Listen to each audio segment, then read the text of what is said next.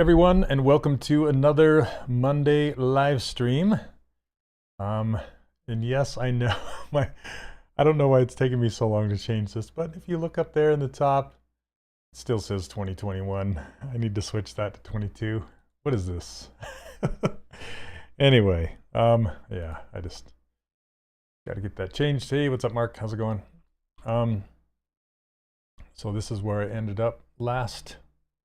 Here, let me see. I was going to show you what I did. Oh gosh, I should have it ready, but I don't. So I was going to model this guy. This is another Mitch Leeuwe. Love his stuff. If you don't know who Mitch is or have seen his stuff, check out his Instagram at Mitch Leeuwe. Super good. He does some really fun cartoony stuff, and I love to model that stuff. So hey, what's up, Neil, Brad, everybody? All the gang's here. Okay. Let's go. I just want to share this. Here we go. Share. Okay. And we're shared. All right.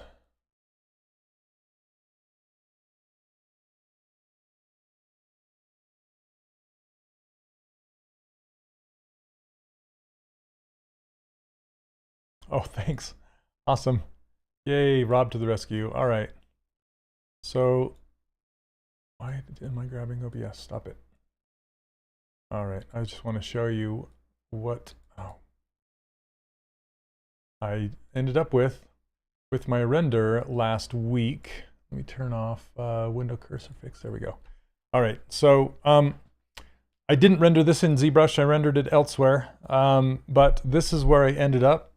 If you guys watched my stream from last Monday, I really like how this guy turned out as far as these nice plane changes right here, the planers and the creasing and stuff like that.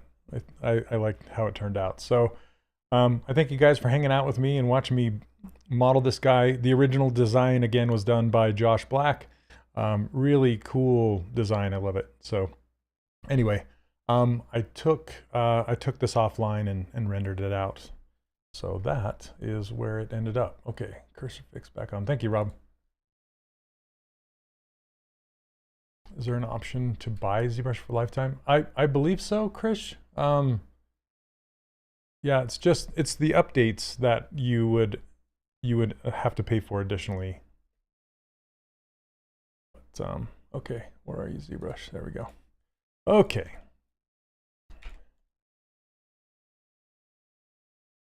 So, as always, start with a sphere. So my students this month are doing a monster challenge. That's just, the students have kind of taken upon themselves to do monthly challenges, which I think is fantastic. And this month they decided to do just monsters, just model monsters.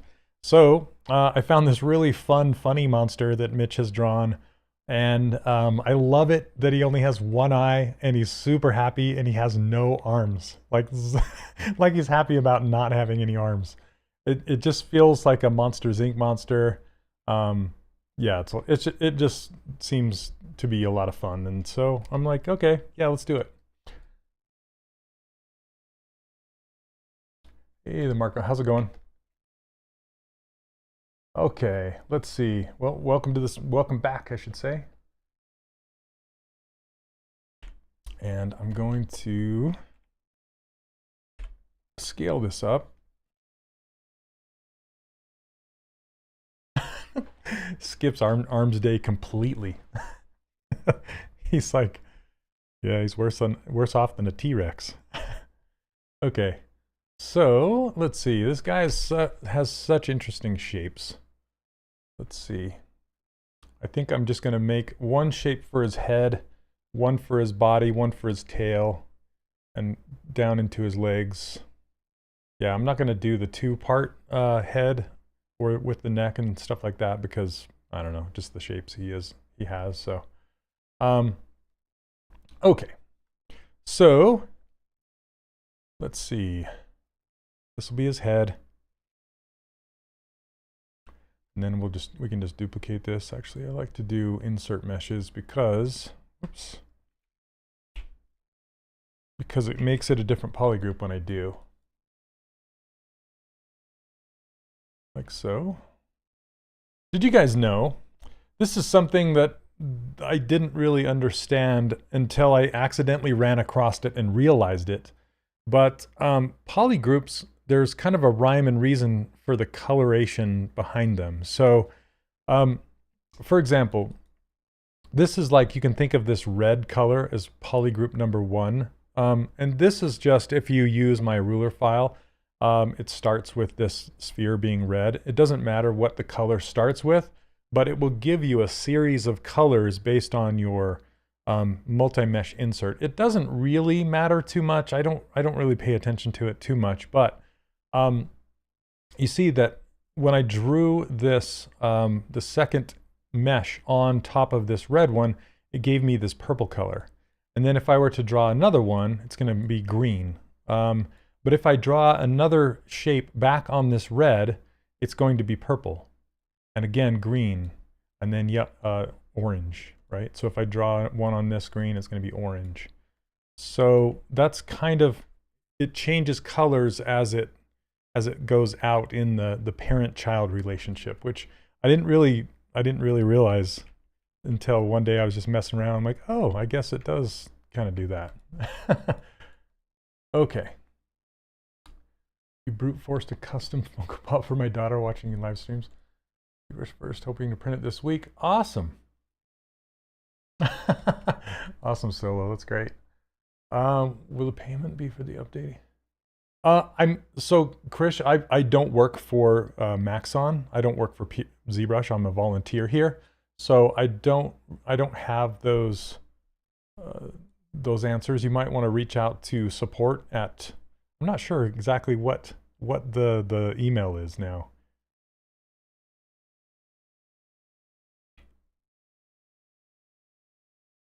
Okay.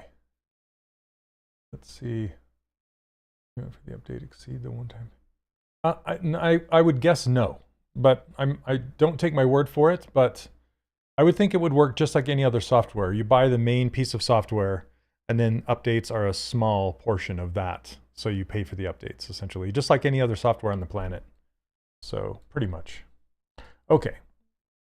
And again, I'm just guessing. So don't take my word as don't go Shane. But Shane said, because yeah, I'm just guessing. Okay.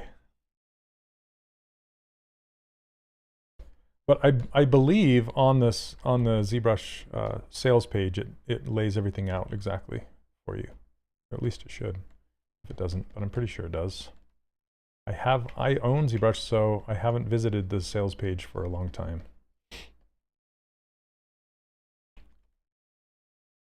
Hey Johnny, how's it going? Welcome to the stream. Okay, this is a really interesting shaped head here. He's got this giant smile. I'm just gonna use the I'm just gonna pull his mouth into his head on this one.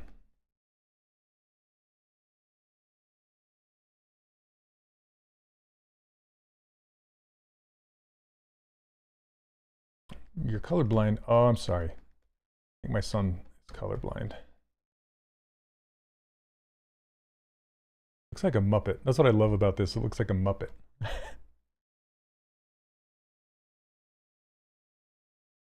Pull this eye socket in. I'm gonna Z-remesh this just because I want more density, but I think I'm gonna split these two apart. You can say group split. Where are you? Group split. Okay.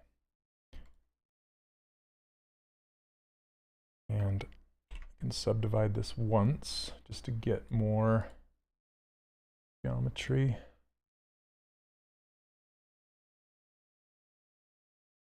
Did I miss any questions? Let's see.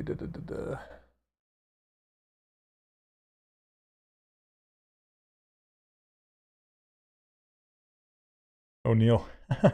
Neil, you're talking about. Okay, so yeah, I've had this. So once in a while, I'll do these characters for my students and walk through them. I've done one for the main course and then another one, and then I'm doing another one. And this latest one is a design of, it's kind of like a what if Lion-O from Thundercats was stylized and was in like Disney Infinity or something like that. And I blocked him out a while back, and I used him for my anatomy weekly challenge inside the course. I teach an online course called the 3D Character Workshop. If you didn't know, if you're interested, you can go check out 3dcharacterworkshop.com. You can download my brushes and my user interface and find out more about the course there. And anyway, I've essentially blocked out all the anatomy, and then I'm going to be releasing videos as I go after that. So, and those first anatomy videos are going to release soon. Pretty excited about that. Thanks, Neil. Okay, so let's see. Let me see what I get if I just ZRemesh this. Let's do 2,000 points. Okay, not bad. That's actually kind of what I wanted. I don't want to take the time to like figure out all the poly groups. I just want the flow, the edge flow to go around the mouth and around the eye socket. That's it, and it's pretty much given me what I wanted. So I will use that. Wanted this mouth cavity a little bit larger. He's got such a ginormous smile, I love it. That's kind of why I picked this guy. He's so happy about being alive. Yeah, Blitz, I just mentioned that at the beginning of the stream. I'm like, oh man, I haven't changed my 2021 to 22 yet. I'm a horrible person.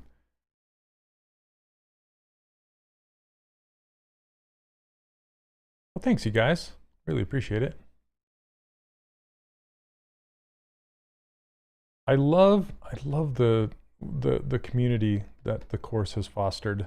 You know, it's like that's something I couldn't have asked for. Just some really great students in there, willing to help each other out. And I have two communities. I have a Discord, a private Discord, and a private forum.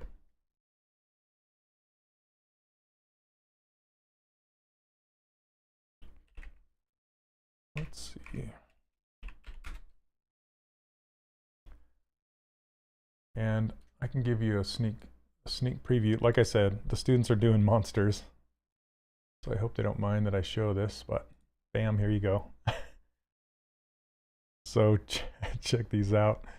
There's some monsters and there's some other things going on, but this is the quality of work that's coming out of the 3D Character Workshop that it just blows me away. So yeah, if you're interested, and there are some people doing some not so stylized stuff like this one, awesome. Because you can still use the blockout method, like I teach this blockout method, how to block out these characters with primitive shapes, and you can still use that for realistic characters, and there's a lot of stuff to gain from that. So anyway, there's some anatomy stuff, and yeah, just hey Neil, there's your guy, and there's Brad's up top here. So yeah, this one's awesome, Brad. I love it. Okay, guys, let's get back to the show, but wanted to show the preview of that. Okay. Banana dog. Is that what that? I didn't realize that's what that was. That's awesome. Oh man. So I have to say there's this ongoing joke in the Discord that I guess during one of my, I think it was during my live streams, was it Neil? One of my live streams or one of my lessons, I'm just like, I was just thinking something in my head and I was just trying to decide where to go next. And I was just like going, no, something like that. And they said, somebody picked up on it and said, it sounded like I said banana. Yeah, Lou.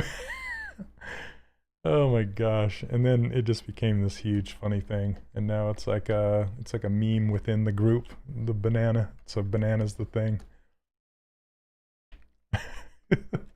Just makes me laugh. Oh, it's hilarious. Okay. Let me see, this body's way too big.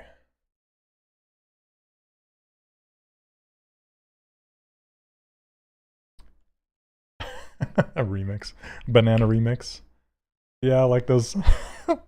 I can't remember who's the guy that takes like memes and then remixes them into songs.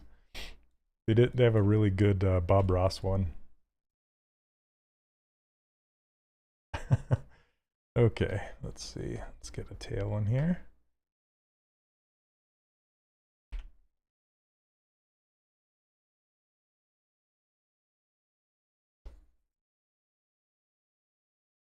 I might merge these together right away just to get a better flow.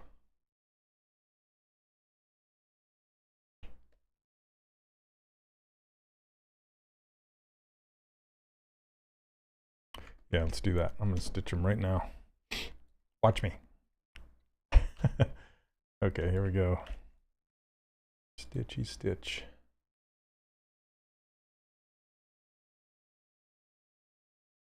Accept it. Let's just remesh it. Or, yeah, remesh it. Let me do it at 2 again. See what we get. That's too much. Too much.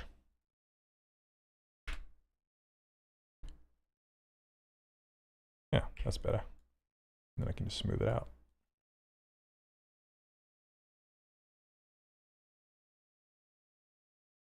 Yeah, too much. Recolor this as well? Yes. How you approach a black and white picture? When it doesn't have color, I usually just make it up based off my past experience of other characters.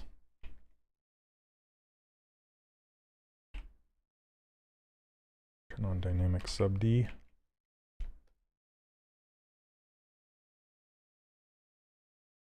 Gonna make his neck better. Get a better neck, you. The neck will be probably the most difficult thing on here, which isn't that difficult. It's very unique.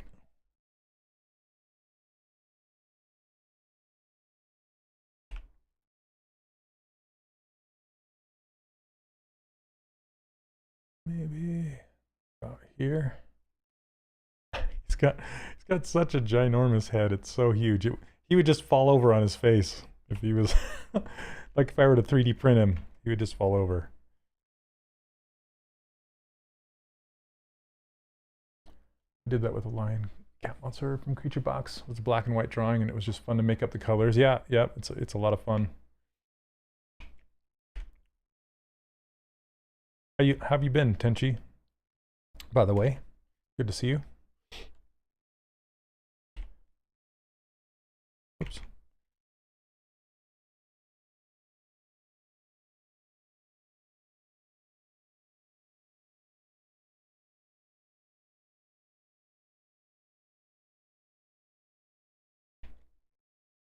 Key to animal legs is to getting the upper portion to blend into the body nicely. Oh, you're working on Charlie? Awesome. I'll check it out.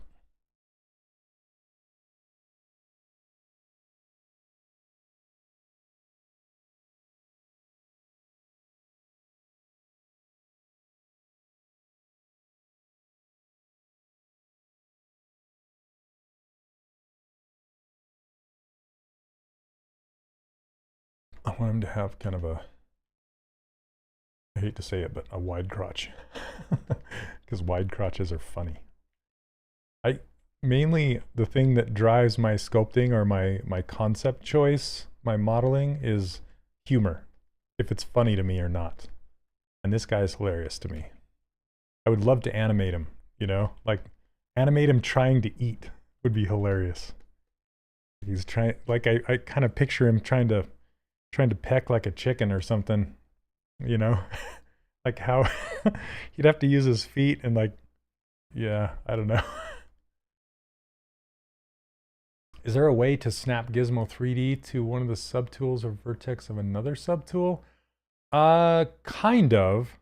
So if you have the gizmo showing, you can hold down Alt and snap it anywhere to anything. Sorry, Control. So Control will snap it to any object, but if you're trying to snap it, like say, well, then you can just go to select a different piece. But you can move the gizmo. See how you can snap it to the surface of any object like that? That's usually what I do when I need to move the gizmo around.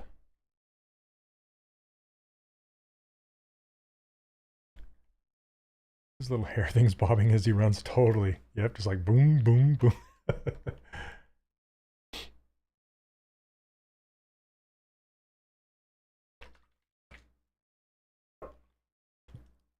Sorry, that's not a product placement. Not sponsored. Okay. Let's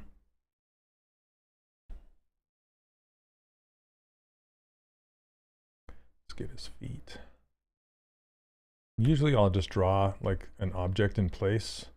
And this, some people wonder like, what is this that I'm using? It's my insert multi-mesh brush, and it's basically an IMM brush, that's short for insert multi-mesh.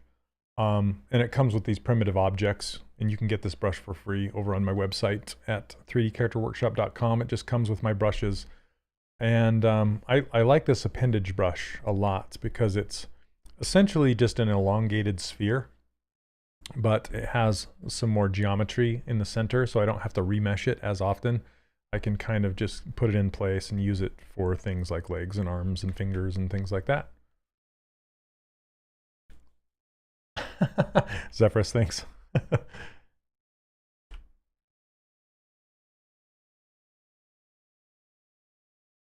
Can't decide if I want to focus on and specialize in stylized or realistic. I really enjoy both, but I thought specializing on one will be better for the future, but I can't decide. What should I do?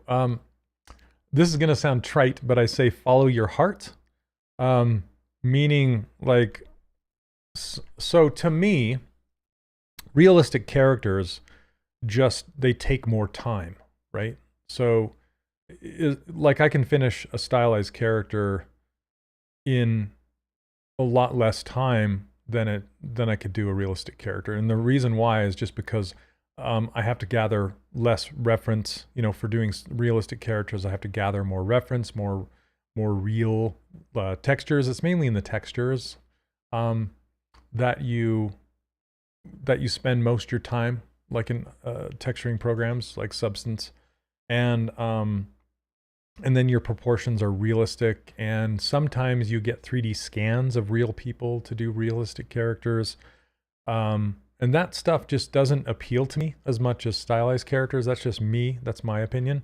But there are other character artists on here like Brendan Bankston that loves to do realistic characters, and he loves to spend a ton of time doing all the texture work and stuff like that. Like for the new game that just came out, Horizon Far West is just phenomenal with those characters. And most of the time is spent in the sculpting, the realism, and the texture work. So you can still use the primitive object way of blocking out characters because you can have kind of a mid, like stylized realistic character, kind of the halfway point. But for me, I love shapes. I love simplification. I love exaggeration, bright, bold colors, and humor. And so for me, that's what drives my love for stylized characters. So that's an easy choice for me. But if I were to, yeah, it just depends on what games you like to play, what you like to create. Just you gotta look inside yourself and see. Can you rig inside of ZBrush? Yes and no. I would lean towards no, but you can put Z-spheres inside of a character and move them around with Z-spheres, but it's not like a rig. It's not like you can't really do production animation with it. But it is technically possible.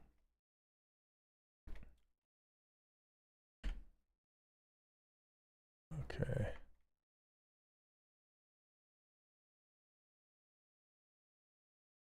All these toes. You know what? I'm going to do this a little differently. I'm going to make this his foot and then add toes on top of it.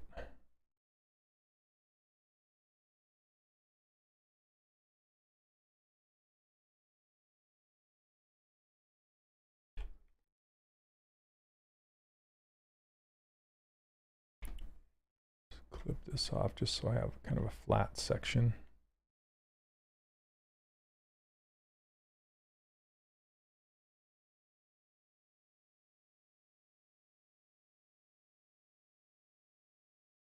Turn on AccuCurve so I can get this. I just want his ankles really small because it's funny. Again, going for the humor there.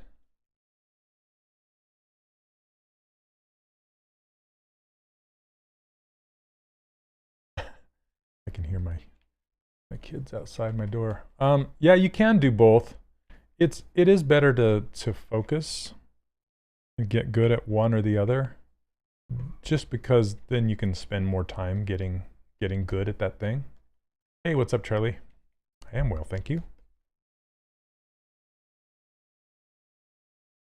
Okay, just gonna move this foot. My grandson is here. Yes, I have a grandson. Can you believe it? I can't. I don't feel that old, but I guess I'm old enough. Okay. Let's get some toes in there now.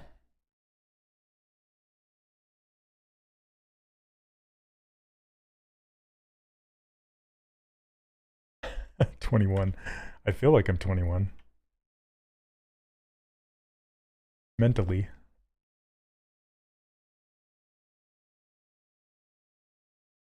Or I guess maturity level.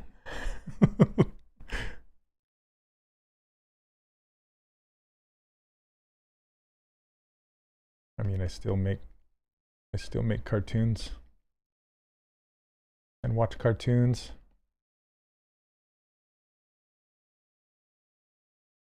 What do you do when you can't get into the zone for sculpting?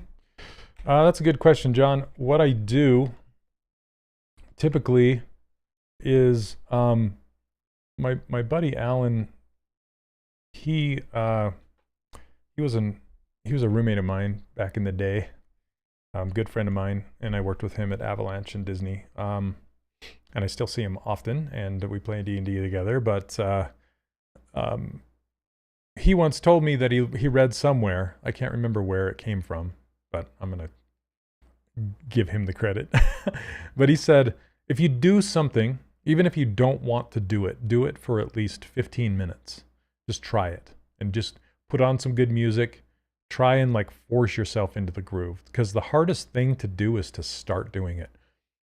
For me, this live stream, it's scheduled and it like forces me to be creative every single week, and it pushes me to do something personal for myself every single week. So if you schedule it, and then especially if it's live, because then there's people kind of counting on you showing up rather than just you on your own showing up. So if you can kind of hang, a little bit of I gotta be there for my fans or whatever. That's a thing to force you to do it. And then once you start doing it, you just get into the groove, and you just kind of go from there.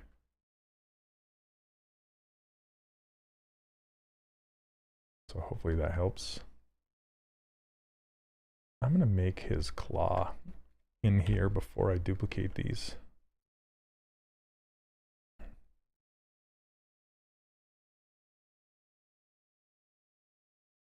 Yes, it is possible to use GoZ. For both 3D Studio Max and Maya, it works well. Oh, Brad, that's you on the disc. Like, yeah, it's like showing up, like pushing yourself to show up.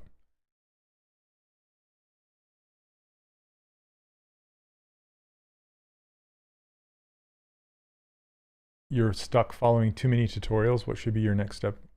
Actually doing it. Like just stop watching tutorials. I get into that rut myself. I think everyone does at some point. But just stop watching and start doing.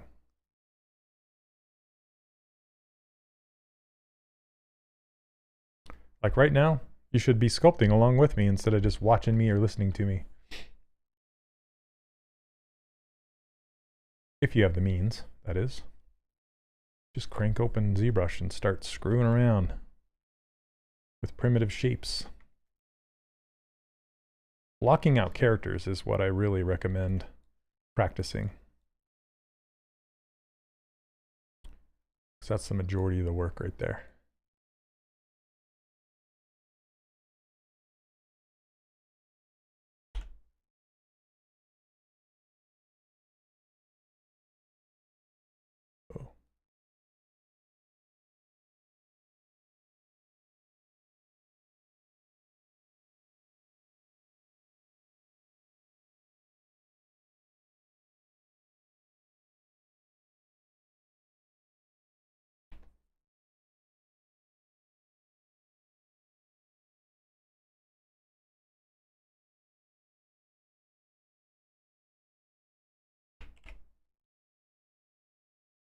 One-toed, one-eyed. I need to give him wings, flying purple people eater. I guess he needs a horn too. But no, I'm not doing that guy. Hey McBubbles, the McBubbles. How's it going?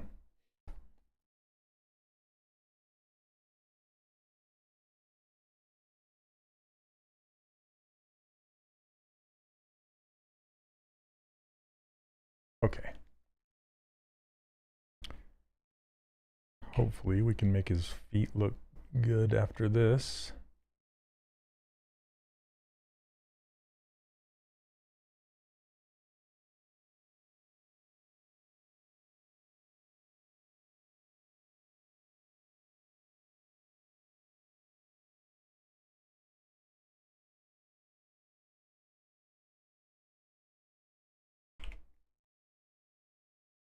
All right, and what I'm gonna do here, let's see.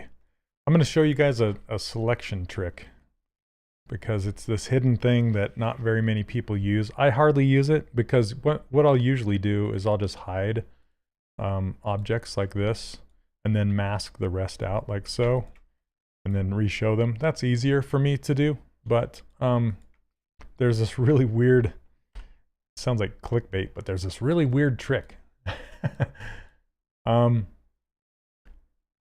If you hold down Control, click on an object, and you want to add another object to that selection, that unmasked selection, what you do, move this out of the way, what you do is hold down Control on the piece that you want to add to the unmasked selection, hold down Control, tap on that piece, and then drag your cursor to the piece that was unmasked, and then add Shift to your key holding. So I'm holding down Control, now I've added Shift, and then letting go, and now I have two things unmasked. So,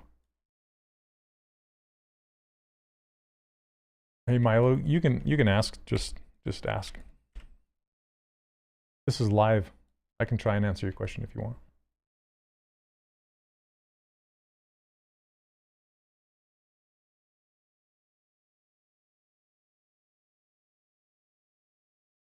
All right, I'm going to spread his toes out quite wide.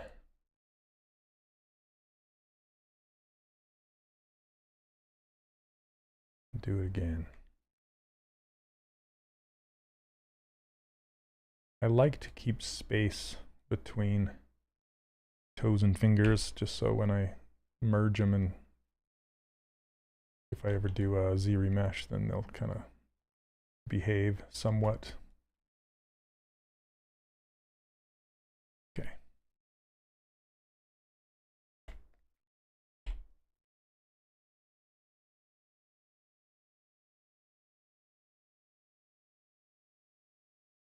Working on braided hair, except every UV map for each strand consists of multiple pieces. Any idea on how to join the shapes together to make one UV map?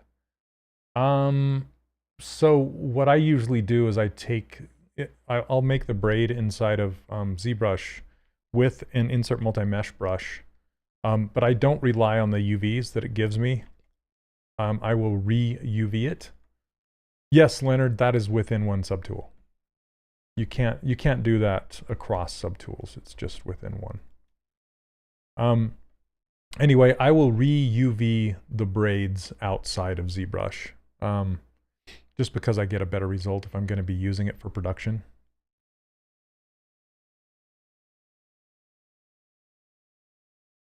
So, I mean, that's probably not the answer you want to hear, but that's what I do.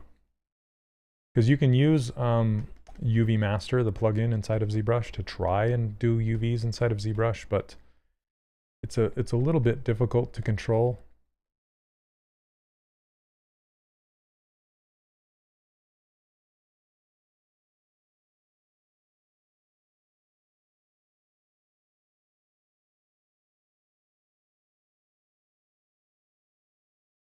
Yeah, anything that does UVs, yeah.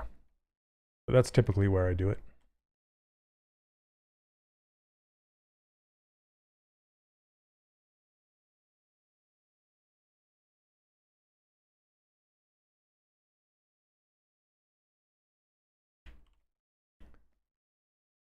All right, I gotta merge these feet together now that I have this, and then make these fingers look better. When working on hair for games, look into how trim sheets work. Yes, that's a good... Yeah, if you're making it for games.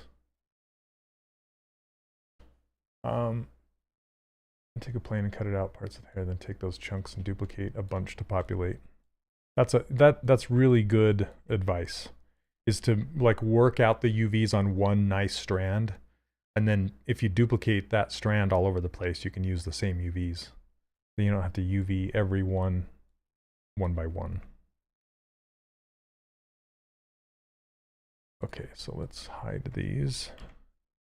And I'm going to split them. Oops, split hidden. There we go. Okay, now solo this, because this it doesn't look how I want at all. So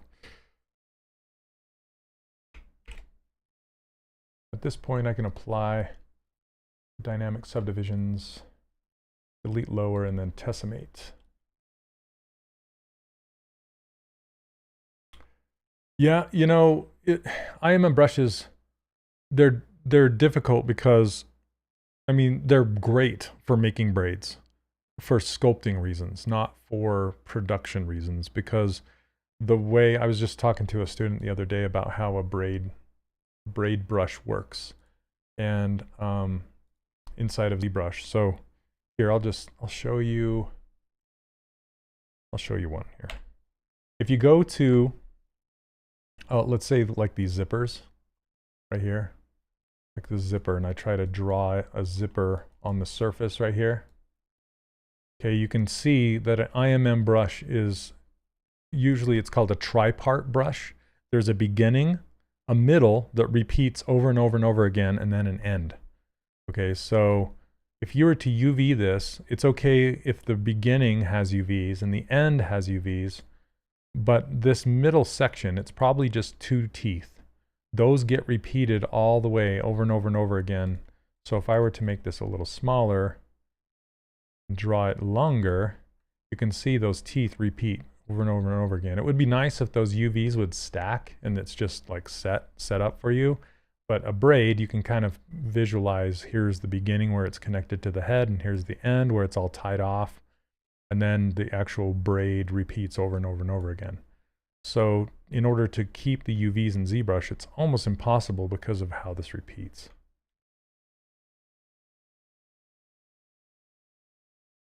Does ZRemesh should do a better job after tessimation instead of high sub D? It doesn't matter, honestly.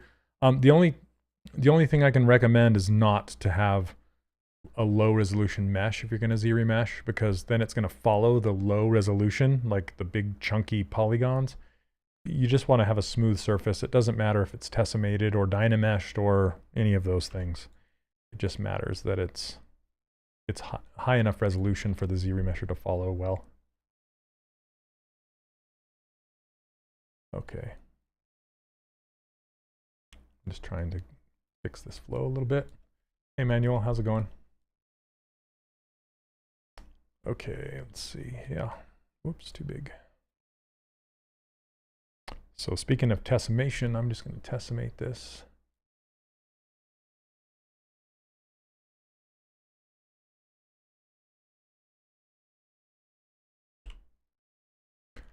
Okay, and then so now that I have this, that's just kind of flood filling it with dynamic topology. That's all tessellation does. Just to give me kind of even topology. It doesn't matter if it's triangles or quads or whatever. It's just, I'm just kind of working on the flow. And then what I can do is I can stitch these together. Hey Dalton, how's it going? When exactly do you stream? I'm sorry I'm new here, but I love to be, I stream every single Monday at 11 a.m. Pacific time. Okay, let's see. So show the gizmo. Where did it go?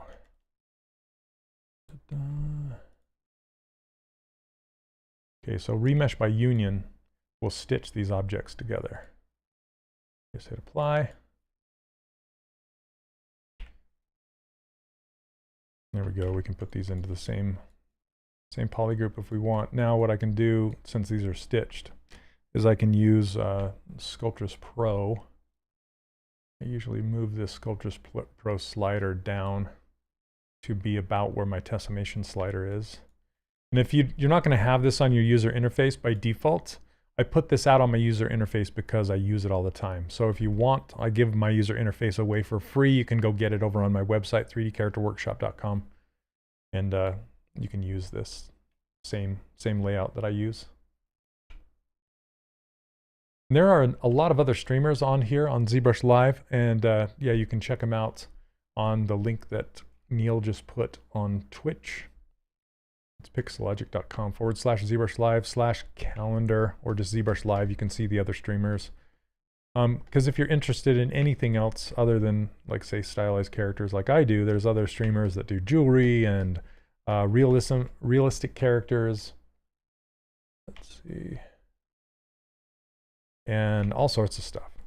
Anime characters. So there's lots to learn if you hang out on this channel. Subscribe.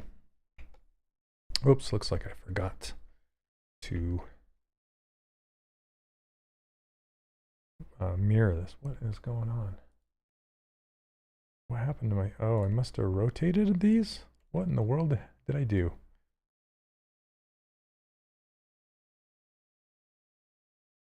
Oh, for some reason I rotated them like this.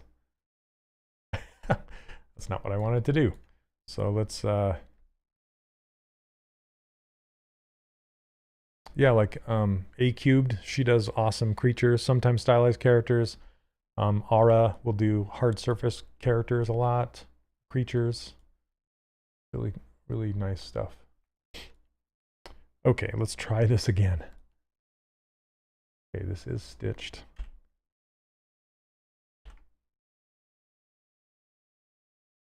There we go. Okay, that's what I wanted. Oh, Neil, thanks. Yeah, we have another interview coming up soon with Dan Eder. Or Dan Eder? I can't, I'm butchering his last name. But he did an awesome link model. Super cool. I wanted to chat with him about it. He was gracious enough to spend some time with us. Yeah, Jimmy's fantastic. Jimmy stops by the stream once in a while. So if you haven't ever looked at Jimmy's work before, Jimmy Levinsky, he does phenomenal work. Super clean, stylized characters. There we go. See how I can get the flow going on these toes a little bit better. Use this fill brush.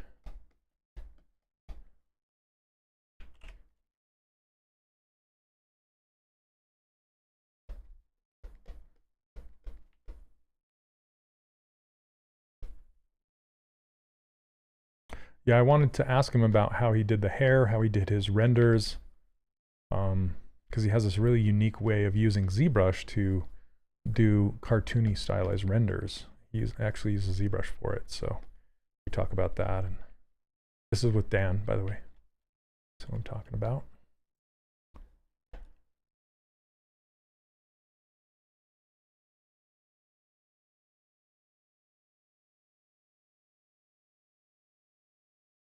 Okay, those are feeling a bit better.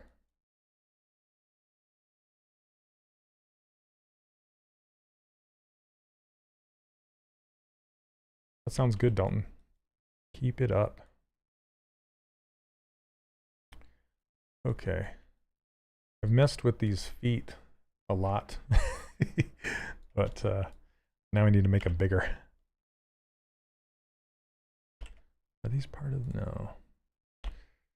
I think I'm gonna, now that I've done this, nah, I was gonna merge them together, but I think I'll keep them separate. So if you guys don't know, there's this really cool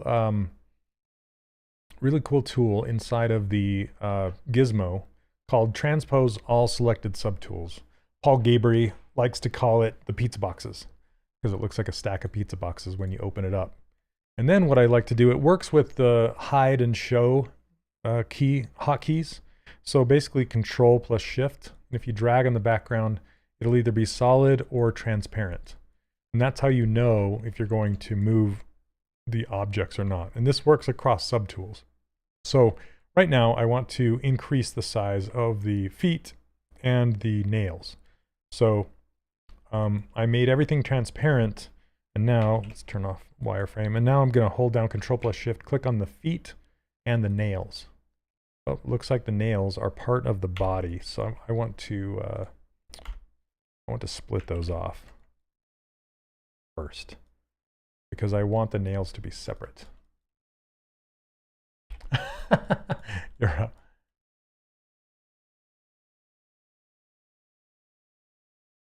So Wada, you're in the wrong channel to be asking questions like that. So this is the official ZBrush channel. Just so you know, makers of ZBrush. Okay, so I'm gonna do split hidden.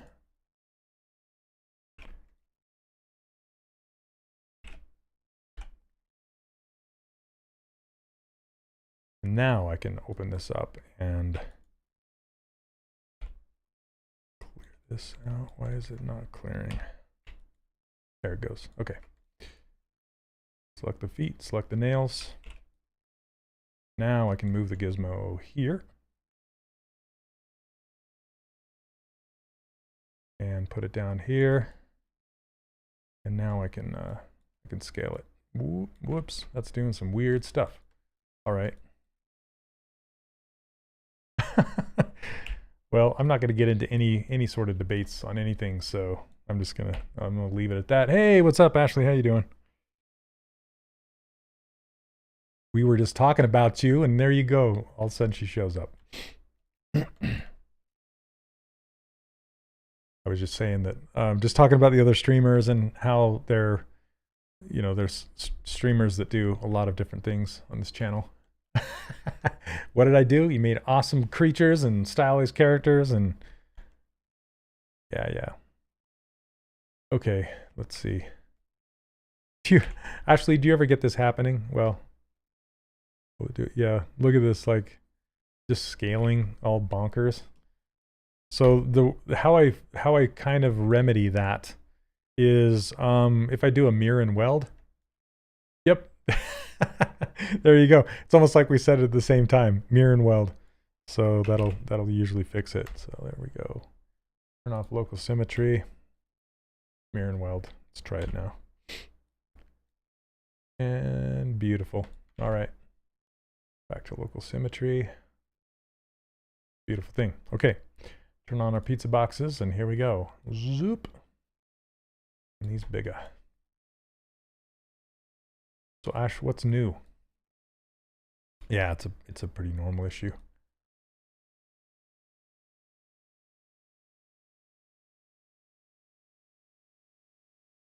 So A Cubed streams on the same channel Wednesdays. So you can go watch her make amazing monsters and stylized characters and whatever she feels like at the moment. Really fun. I'm making this armless monster. I was just saying I love how he looks like he's so happy without having any arms. He's way too happy for having no arms. And it's funny. Makes me laugh. Yeah, can you imagine? I want to animate him. He looks so animatable. Like, and you can just see him running, or like really happily running, you know? Like some of those dogs that you see that are missing their legs, or they give them like the wheels, you know, they put the wheels on them and they're just so happy to run again with wheels.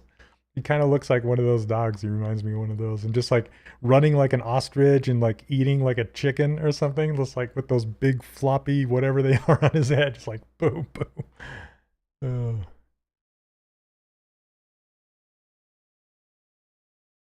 Yep, yep. He'd be really fun to animate, I think. Flippy floppies. Yeah, yep, yep. Exactly. And just like, since he has no arms to counterbalance his running, he would like be, you know, leaning back and forth while he ran. Do I remember those old Conan games? They had the great green goblin chicken thing. Oh, yeah, yeah, yeah. Yeah, yeah, I can kind of remember those. It's been a long time.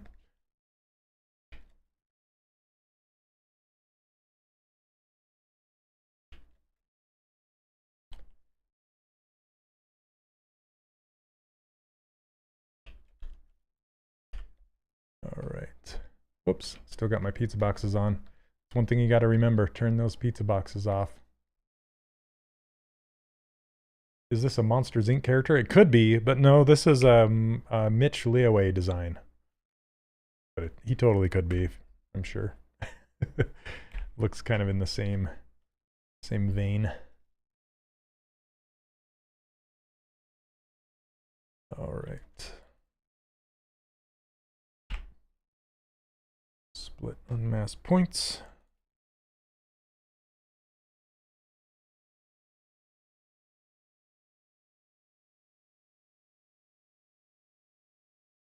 Oh, hey, B-Man, I didn't even see you. Hop in. How's it going?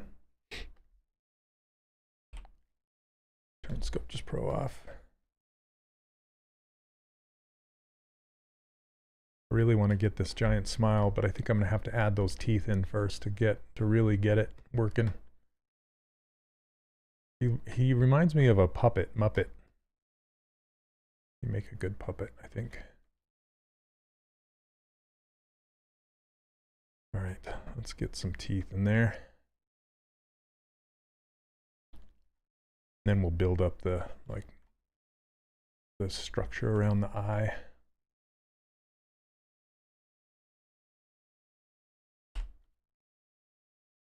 Love his teeth.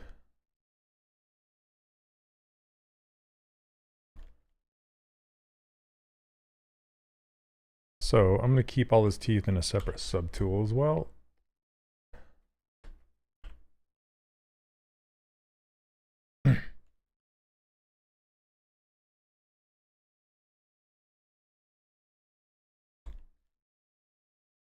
Hey Tattoon, welcome.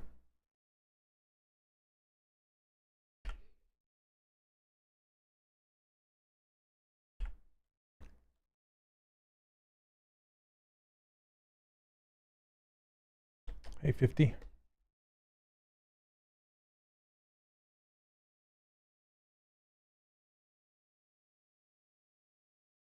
I'm doing well, thanks. Every day's a good day when you sculpt. That's what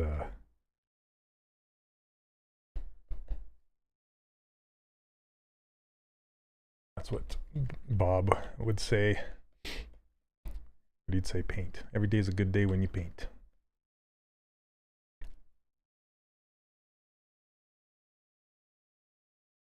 But it's snowing outside.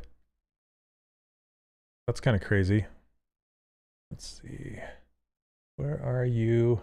AccuCurve, you are on, okay. And I love AccuCurve. Love you, AccuCurve. If you haven't played with AccuCurve yet, you should. Jazzy Hip Hop. Long time viewer, first time live. Awesome, thank you. Well, welcome to the stream. Always happy to have new peeps.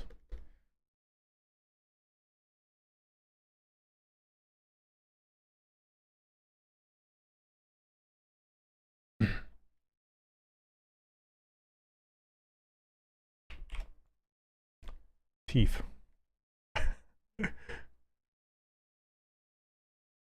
Yeah. Love you too, man. In a Pee Wee Herman voice.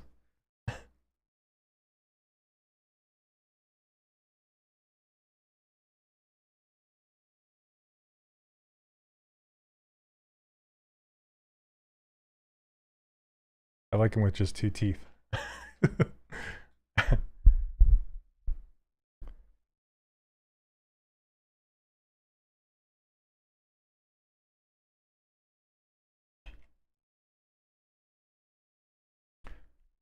Hey Warren, first time I've caught you live in the morning here in New Zealand in ages. Yeah, it's been a while.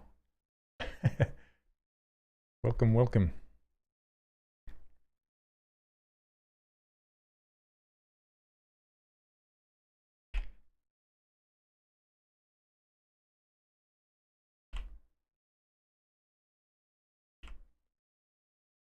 Add dynamic smoothness on these guys. Oh, I drank too much coffee this morning and I got the shakes. Never drink too much coffee, but I have. Can I please tell you what's the main function of doing Tessimate? Sure. So for me, the reason I like using Tessimate is because if it kind of reminds me of painting on a canvas with, say, oil paints. And if you're familiar with what gesso is, it's this white kind of plastery paste where you can prep the canvas. You basically seal it and get it ready for painting. That's kind of how I treat tessimation. I like to fill my mesh with an overall density just to get it ready for sculpting or ready for adding more details. Some people like to use Dynamesh for this. Sometimes other people will just, box model it out. But for me, I like Tessimate because I like using dynamic topology a lot, which is Sculptus Pro. And basically Tessimate is flood filling your object with triangles and squares and just making the overall density the same, evening it out. So that's what I like, why I like to use it a lot. And it does a really good job of keeping current details in there without stomping them. I feel like Dynamesh sometimes, just the way it works, sometimes likes to stomp some of the details, and it also will stick some objects together. Tessimate will not stitch anything together. It will leave separate objects separate, and it won't glue objects, not stitch, but it won't cross, say between fingers. Sometimes with Dynamesh you'll get these strange bridging of volumes. So Tessimate won't do that either. So I can have my character's lips closed, I believe. I can't remember. I don't think it will stitch them closed. No, it won't. But Remesh will stitch a character's lips closed. Gesso brings me back to my canvas building days. Yep, bathing bottles of gesso and hairdryer. Yeah. Yep. And gesso, it's interesting because gesso is acrylic based, right? It's like water based until it dries and then it's nothing based. That's why you can paint oil paint on top of it. Gesso will give your canvas like a tooth that makes it so you can paint on the surface of the actual canvas.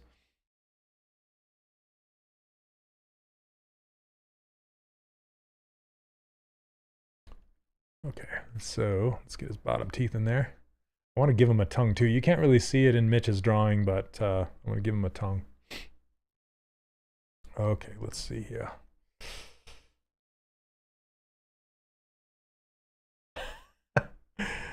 Yeah, Charlie. Hey, what's up, Alec? Oil can stack on water base and water can't stick to oil. Yep, there you go. Oil on water. Okay, so this one is one tooth right in the middle. So I'm just going to give him one single. Yeah, if you layer the hell out of it too, multiple gesso layers, you get thick and sturdy, so it doesn't matter if you suck at stretching the canvas because it's hard like a rock. Yeah. Well, I've even had it like flake on me though too, you know, because I've got it so thick and like the underlying layers are still kind of watery, and so it'll just kind of peel like plaster sometimes, you know. Oh man, those were the days. Gesso.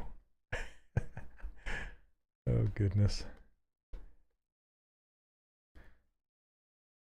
But that being said, sometimes I like to keep my meshes Z-remeshed. Like for example, this head right here, because the cleanest mesh you can have is a low resolution subdivided mesh, and that's essentially what this is. But if I wanted to, start adding these eyelids, and I don't have enough geometry in here, it looks like it looks like I will have enough geometry, but just in case I didn't, I can always tessellate it and then use Sculptris Pro and start to bring in those details, and it works pretty well. But until then, I like to keep it nice and clean and smooth, just because it's easier to manage.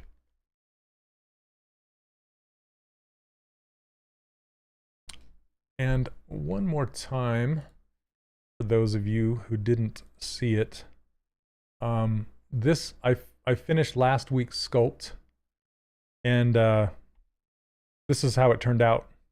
I rendered it outside of ZBrush. I have a light coming in from the right-hand side, or his right-hand side, the screen left, and then yeah, I just really love how these edges turned out. I don't know if you guys saw that from last week. Oh, thanks. I really like how these planes turned out. These and then yeah, just how clean, and just I love how the lighting is falling on the surface and stuff. No, I rendered this out in cycles. So yeah, thanks guys.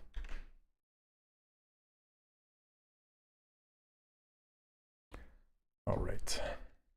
So it's not often that I bring them back in and show you guys, you know, what it looks like after I've rendered it out and posed it. Like I spend another maybe hour or two, like refining the expression and cleaning up a lot of the surfaces, and then taking it to a different program to render it out. Sometimes I'll render it in ZBrush. It just depends on the look I'm going for. No, I wouldn't say so. I mean, I don't want to get, again, this is the ZBrush live stream, so I just like to keep the conversation on ZBrush. But just really quickly, I can say that Keyshot is easier to get a good looking render out of the box. And there's the Keyshot bridge, which makes it really simple to just push stuff over from ZBrush to Keyshot, and it will render out fiber mesh just by default. And pushing stuff to cycles, you have to use a third-party plugin to get objects over into that program, and it takes a lot more effort to get it there. But once you start working on it, then it's fine.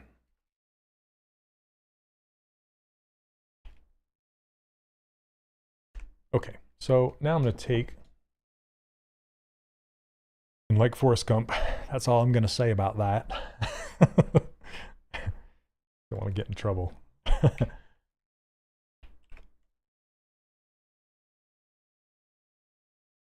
There you go. Yep, Ashley said it when she said it. Yeah, with base HDRIs. Yep, yep. The more you know, the better it looks. But cycles is a higher knowledge bridge due to the node setup. Yep, thanks. That's what I was trying to say. Okay, so I'm going to auto group this and then do a mirror and weld, but I don't know if these are too close. We'll try it. Sometimes mirror and weld will literally weld. Did it? Looks like it did. Okay, I gotta get these further apart.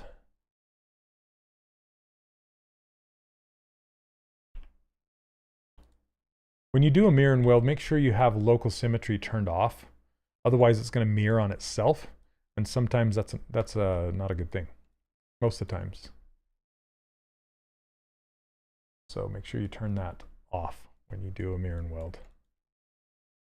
All right, thanks for hanging out again, Ash. Have a good one. Again, she streams every Wednesday. What time? Again, I could never remember. I'm sorry. I'm always like off doing other things when you stream. I can only catch you once in a while. Let's see.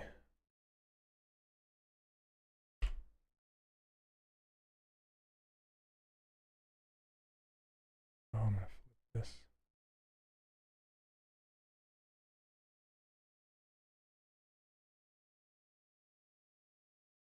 There we go.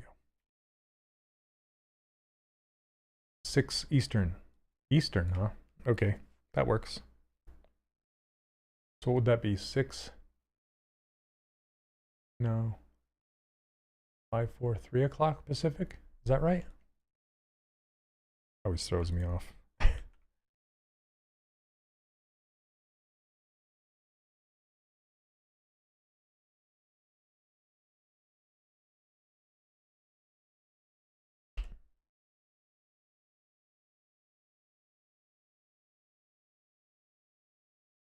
Three o'clock Pacific, okay.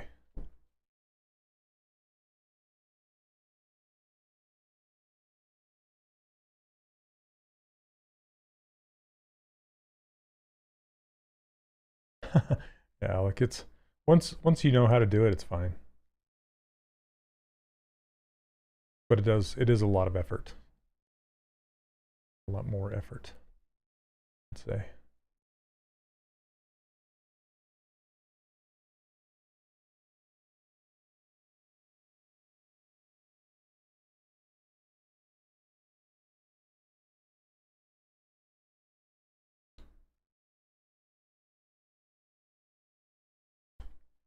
But the results can be pretty nice.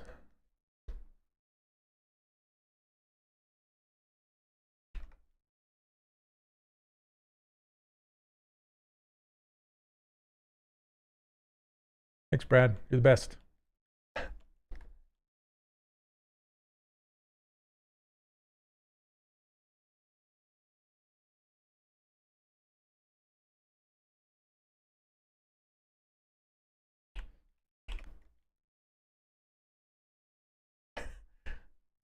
He's pretty fun. I kind of want to pull the smile back along his head a little bit more.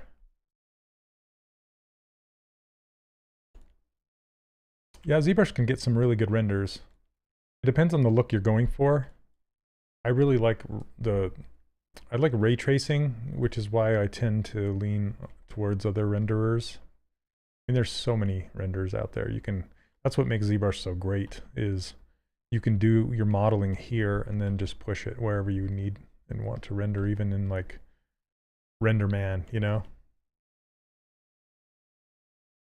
Or Arnold, or there's so many. Even in a real-time renderer like Marmoset, you know? This head, I think I want to reshape his head back here a little better. How did I duplicate the teeth? So basically there's a hotkey for it. So if if you have everything in polygroups like this, and you have your gizmo showing, if you hold Control and tap on the thing that you want to duplicate, the object you want to duplicate, like this one, and then you just hold down Control with your gizmo showing, I usually grab one of these outer corners of the gizmo because it's move along plane, along camera plane, and then you just duplicate it like this. But you'll notice that it puts it in the exact same polygroup of the other tooth. So what I'll usually do is Control tap on the background, which will invert the mask, and then hit Control W, which will put that masked object in a new polygroup. And you can see that now it's in its own polygroup. And then I can hold Control, tap on that new tooth, and then move it around. So simple as that. Easy peasy. Okay, let's work on this head. I'm not liking this head shape. It feels too heavy back here and not really like I want it to look. So let's fix it.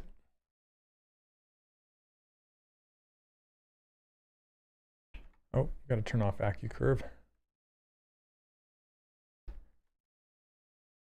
Okay.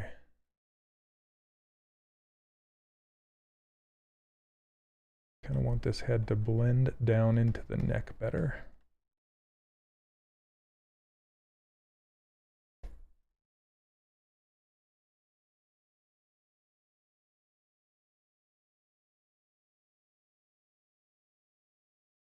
So when I do attach it later, it makes a nice flowing attachment point.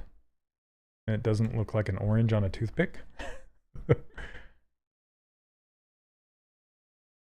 You guys get that reference? You get extra points. I have a question about the tail. Did you sculpt it in straight diagonal lines so it would be easier to pose, rig, or even texture later as opposed to curved within the reference? Yes. So sometimes, and tails are tricky, but usually I make them go straight out the back for rigging. That's just what I'm used to. But usually, and I might just leave him with the tail sticking out because, again, I would love to animate this guy. I did animation for 5 years as part of my career. I've been doing this for about 23, 24 years so far. Like sculpting, rigging, animation, mainly sculpting, character modeling. But I've had my share of animation and rigging as well. And I look at this guy and I just want to animate him. So I'm kind of getting him in a position, like a neutral pose, where I could animate him if I wanted to. So that's why I'm leaving the tail straight out like this. Sometimes you can take the tail straight down or on a diagonal. It just depends on who's going to be rigging it and how they prefer to have it sitting there. Yeah, Brad's got it. For new people, when assigning new poly group, ZBrush will often give it a color that's almost identical to the original, so visually maybe appear as nothing happened, when in fact it has. Yep, and you can always test that out by holding Control and tapping on the new object and seeing if it masks itself off.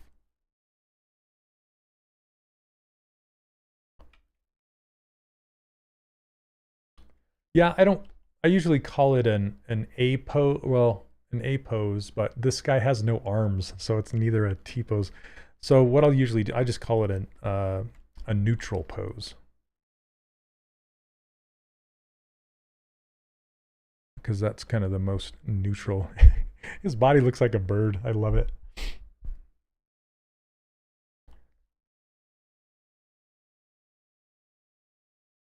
Okay.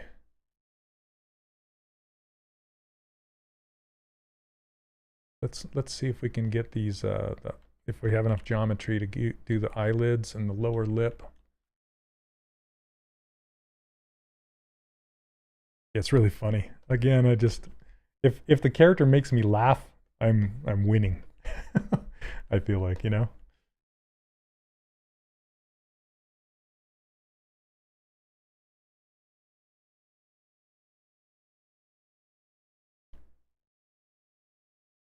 Josh Herman did this with Venom teeth for duplicate and position with transpose tool. Stan Winston School. I would love to go to the Stan Winston School. I actually worked on Venom for Disney Infinity.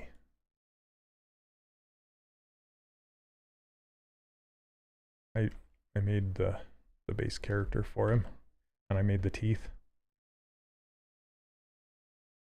It was a fun design to work on.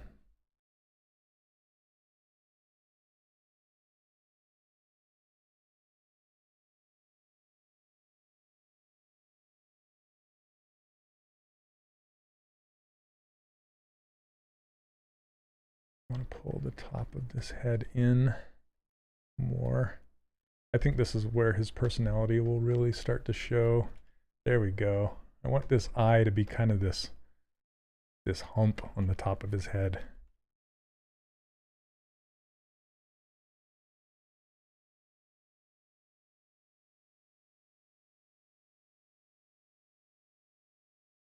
Okay, we're going to see if we have enough geometry to make this eyelid happen.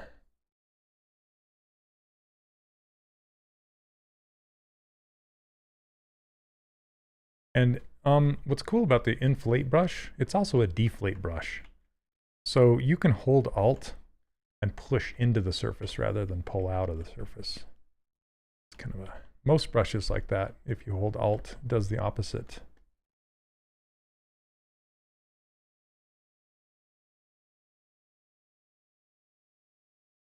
Now this is what's going to kind of make it look like Mike from Monsters Inc. is this lower eyelid around here. It's really weird because there's no nose and it runs right into his top lip.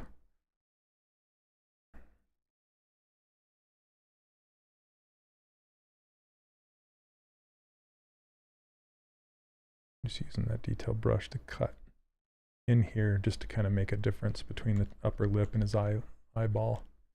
How does what work?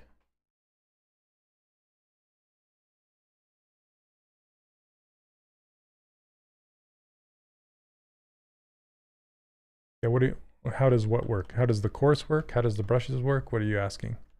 I can hopefully answer your question. There you go. Yeah. Be inspired. Do it.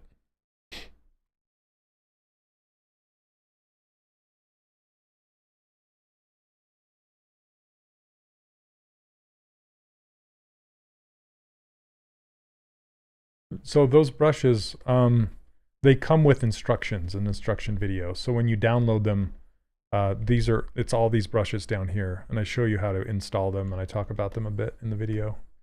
So if you want to go check that out, you're welcome to.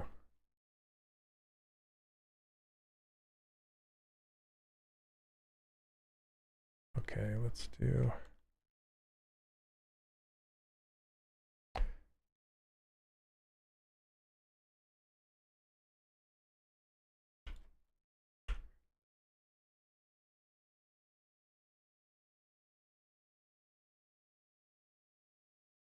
These little extra bits up here.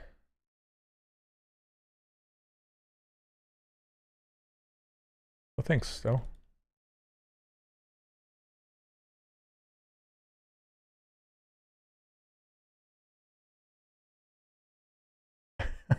All right. These are making me laugh, so I know they're working out.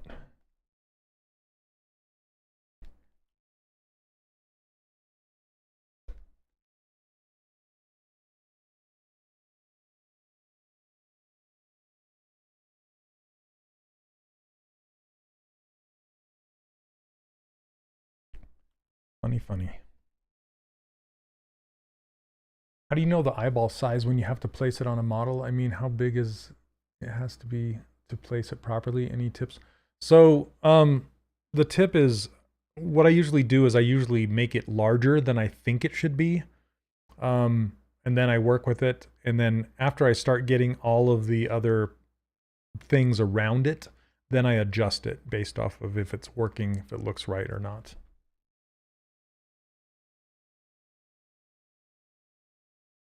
But I usually tend to go larger than I think it should be. Most of the time it works out, but sometimes I'll have to make it even bigger or smaller. Hey, Mike, how often do you draw on paper? Is there any use to it as a 3D sculptor? I mean, so art is art. Whether you're and art is having the ability to see, meaning like, what am I trying to say? The ability to interpret what you see and put it down on either paper or in sculpture or whatever. That's just kind of an art skill, a general art skill, even painting.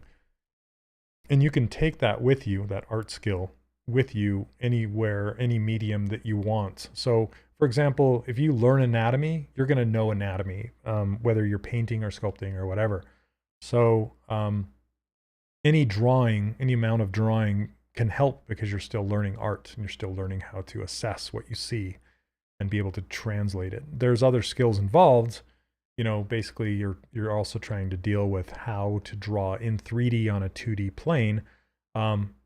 But me personally, I spend most of my time sculpting. I don't really draw that much. I would like to draw more, but I don't. It's just, there's guys out there like, or I should say people out there, folks out there, like my buddy Matt Thorup and Point Pusher, Danny Williams. They're both amazing at design, character design, and drawing as well as sculpting. So it can only help.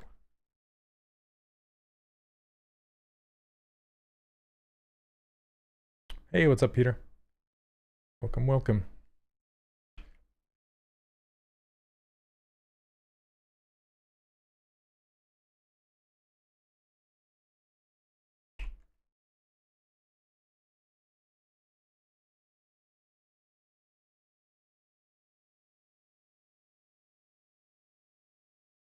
I always wonder how precise and accurate I should make stuff like that in the blockout stage. You should make it as precise as you can, because the blockout is, in my opinion, it's like 80% of the work. So if it looks great in the blockout, then it's like, I tell my students, it's like, that's your cake. You're making your cake, and the rest is icing on the cake. So this is still a blockout, and you can see how much it, I'm doing to it.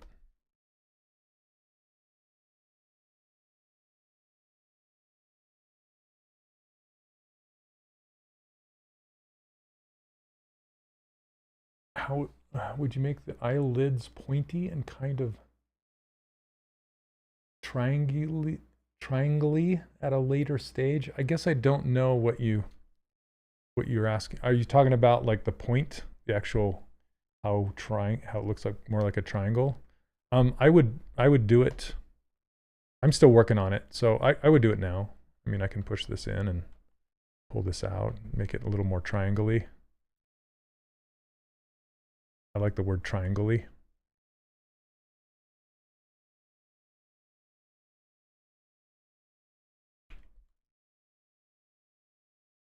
I kind of want to pull this a little bit more forward.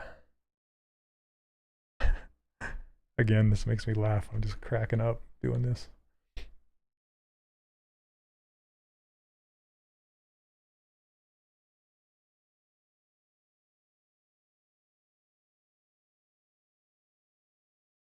Yeah, this is all like a total work in progress, so you can just try different things.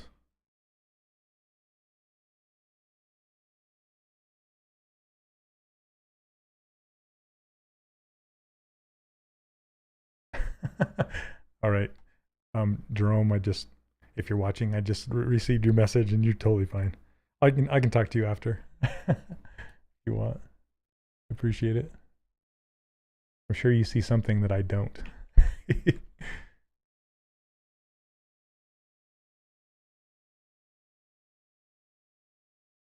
His eyebrow. Yeah, they're totally Aardman style. Like if you look at, is it Wallace and Gromit the dog? He doesn't have eyelids. His whole entire upper brow is both his brow and his eyelids. When he blinks, he blinks his entire eyebrow. And this guy is kind of the same way. I could totally see him blinking his whole brow. I need to make his feet much bigger.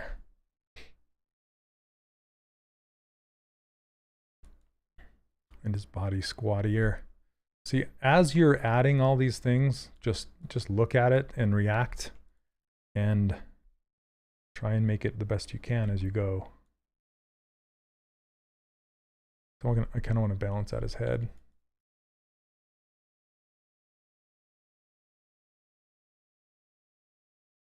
I want more weight towards the bottom.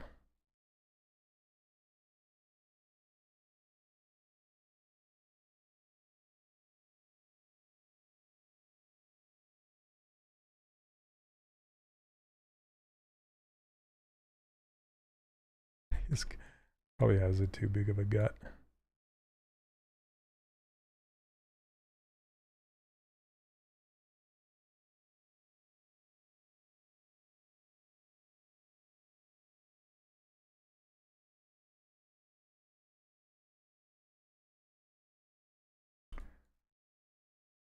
Yeah, those feet gotta support him, right?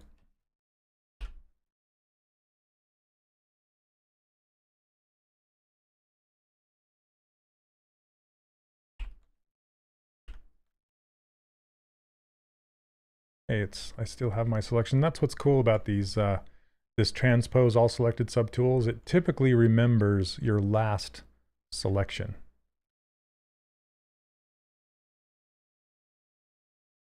I'm gonna make these obnoxiously large and see where it gets us here.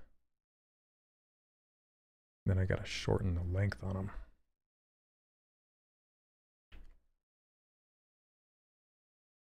Okay.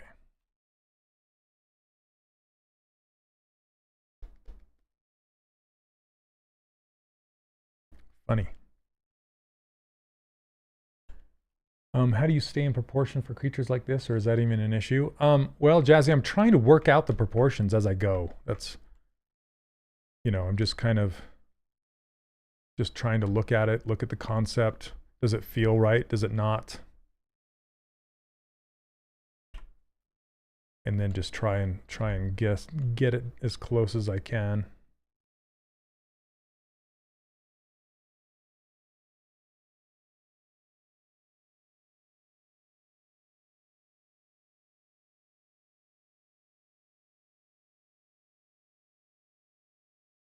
And I do that all the way till the end. It's never like, okay, I'm done with proportions, no more touching it, you know. That's not how it goes at all. It's like, oh, I can see now that this is off, especially when you walk away and you come back and you're just like, oh my gosh, I can't believe that I didn't see that before, you know. Also, it's really good to have other people's eyes on it, because how does the saying go? Too close to the forest to see the trees. So sometimes that's the case. Sometimes you won't see something, even if you ask somebody who is not artistic in nature, they still have an opinion. They can see if something is off. Like maybe somebody like your kid or whatever would say, it looks good, but the feet look weird to me or something, you know? They might not have good feedback for you, but at least they can tell you like what looks off. Okay, I am going to ZBrush these feet just to see what it'll do.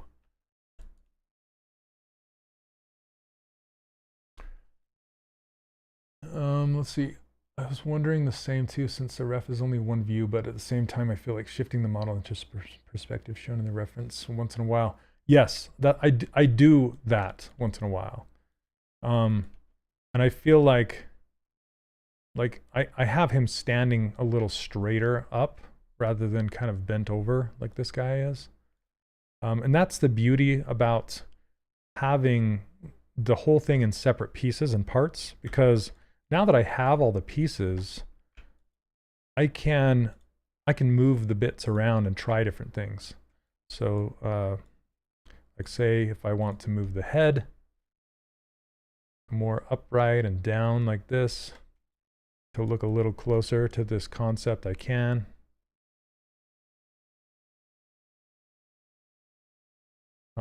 Yeah, it's not, that's the beauty of having a block out, is you can move stuff around, add react. That's the whole game.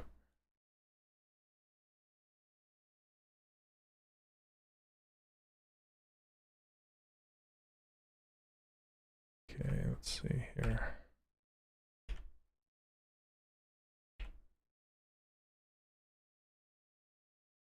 I want to rotate him just a little bit so he's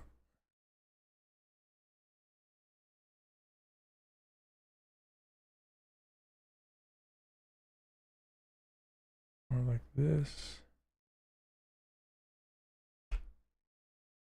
And see, if this neck was connected to the head, that would make it a major pain in the butt to do.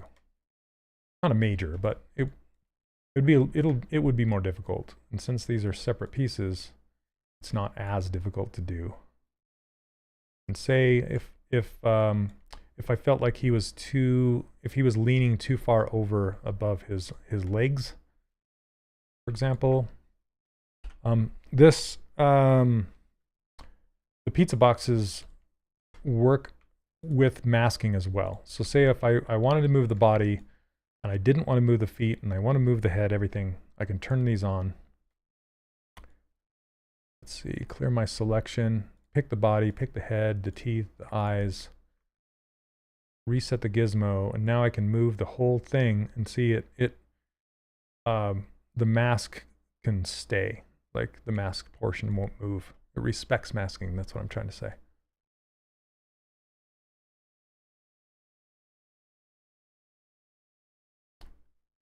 Wow, I didn't know that you taught Can Erdman character design. Oh yeah, Can is fantastic. I love that guy.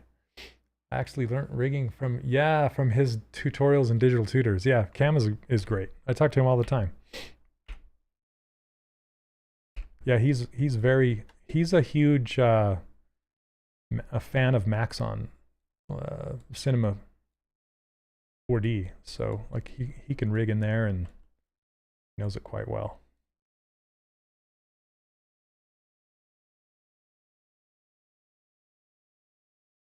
Good old Can.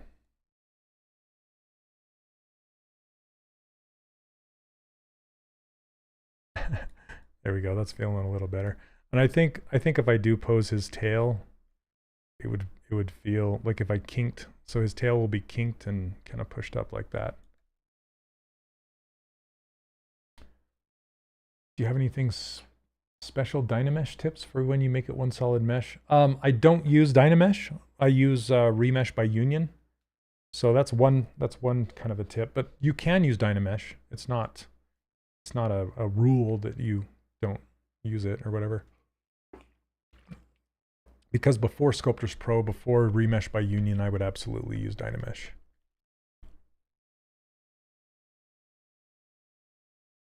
And it's still a viable workflow. It's just I've changed my workflow a bit.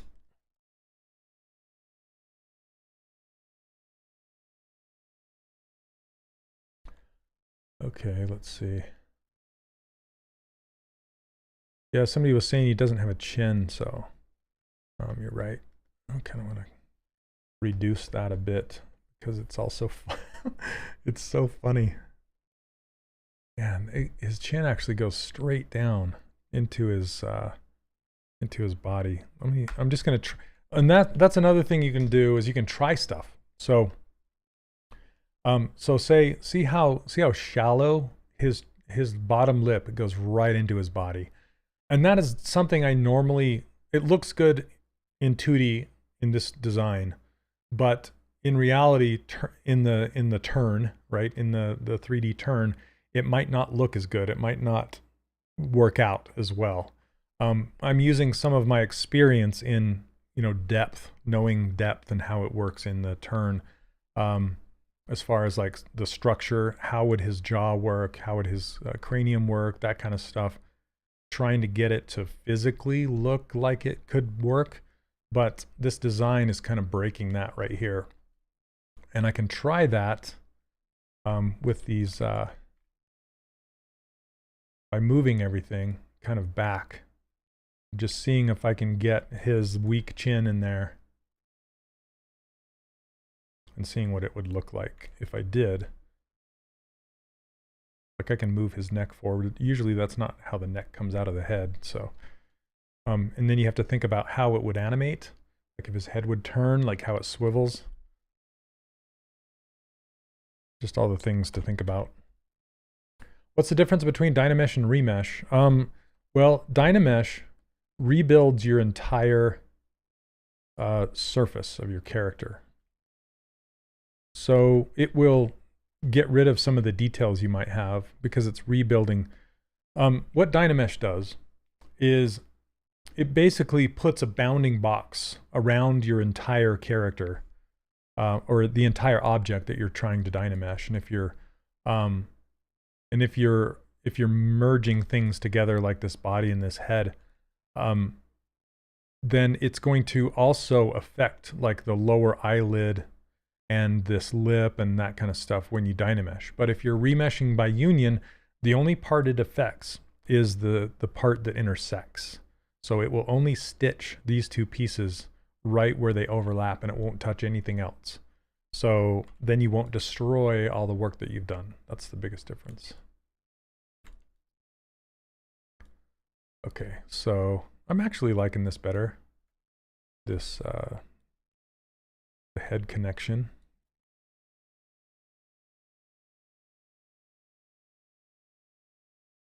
So you say it's a quick way to Boolean. It's actually, that's what it is. Remesh by union is live Boolean without the Boolean part. So that's where it comes from, and it's in the gizmo. So if you have the gizmo showing and you go into this gear, remesh by union is right here. And that's what stitches it together. And it's basically running a live Boolean without any Booleans. It just stitches it. Because when you run live Boolean, it also stitches parts together. So just something to think about. I do think I'm going to stitch these parts together. I'm going to save this first, though. Okay.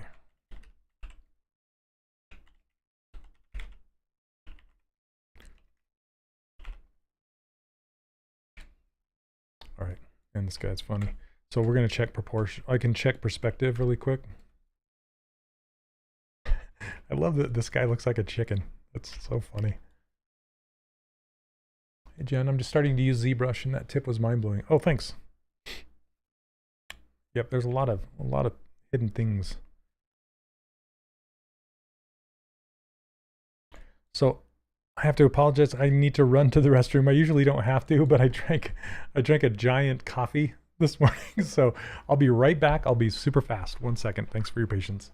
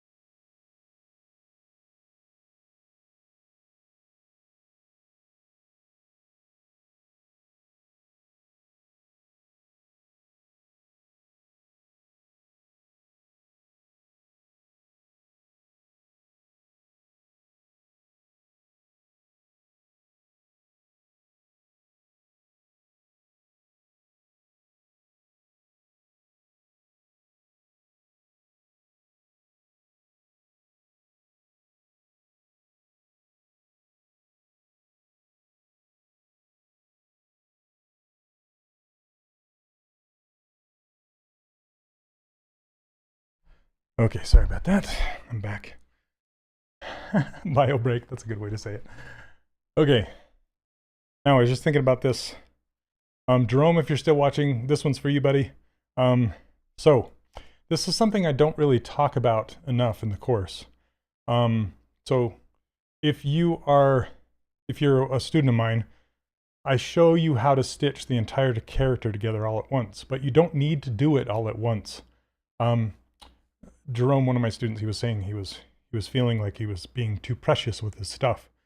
And I'm hoping that you seeing how much I can move this stuff around and try stuff, you can see that you don't need to be precious with your things. You can move stuff around, and if you're ever like worried about it, or you're just like, I don't want to mess this up kind of a feeling, then what you can do is you can save off, like do another save as and save off as a new file, and you can duplicate your object. So for example, I'm looking at this character. I want to stitch the head and the body together, and maybe the legs, just so I can get rid of these seams and merge them all together, and then react to that, right? So let's see. So I can duplicate these objects just to test it out. So I have this head, and I can duplicate it and hide the original. When I do that, that's a safety net, right? So I can always go back to the head before I stitched it in.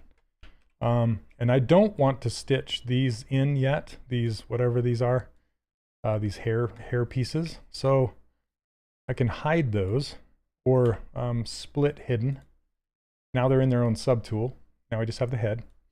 And I want to put this head right above the body, because the body is here, the head is here, and then I'm going to duplicate the body as well. So now I have a safety net of that body if I don't want to mess it up, right?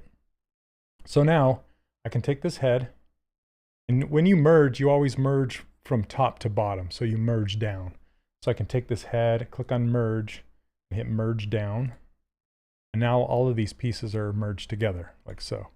And say, so I'm not stitching the entire character together, I'm stitching most of it together, but I'm specifically saying I don't want to stitch these things in, I don't want to stitch the teeth or the eyeballs or even the feet, because the feet are made of the same material, but they're not Z-remeshed and they're just kind of dense, right?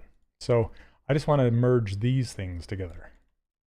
So now I'm just going to, I have dynamic turned on, and it doesn't really matter, but just so you know, it's going to stitch together the low resolution. And usually what I want to do is I want to have equal resolution across all of this stuff. So I can Z-remesh it, I can Tessimate it, or I can just stitch it, not care, okay? Neil, yeah, shush, you're not supposed to say it. I don't even know why. It's because I was working on a freelance project that was called Baby Thanos, and I don't know why it brings it in every time I start up ZBrush, it names that. Anyway, it's just weird. So yeah, you can see kind of a freelance thing I was working on. All right. Okay, let's see. So I'm just going to show you what it looks like if I stitch it now. It might give me some issue. See how you can kind of see some of the geometry behind this geometry, and yeah, it might give me issue. So we'll see. Let's just stitch it and see what happens. So in order to stitch it, what I like to do is send my gizmo home, which is down at 0, 0. Okay, so see this right here, 0, 0. And then, yeah, I can push these together, but I just want to see I don't really care too much. If it makes really janky geometry, then that's when I care. But if it makes semi-janky geometry, I don't really care. Okay. Can you get a preset mesh to come up every time you open ZBrush? You can actually. So a little side note here. I use this utility called ZBrush Startup Utility, or Z Startup Utility, and it's a plugin that you can get from the official ZBrush page under their download section. So it doesn't ship with ZBrush, but it is an official plugin that you can go get, and you can set up these are your startup things. And I actually have a video for it on YouTube that you can go watch, and I show you how to get it, how to install it, and then how to set it up. You can go check out my YouTube. If Neil, if you mind posting a link to that, that'd be great. Okay, so I send this to the center because I'm going to stitch with symmetry. And if your gizmo is offset anywhere, it's not going to work. It's going to give you an error. So typically, like if I go to open this gear, click on remesh by union, it's going to, hey, it actually worked. They must have fixed it. No, oh, it's janky. Okay, that was bad. All right, let me send this home and see if it does the same thing. Usually, maybe they fixed it.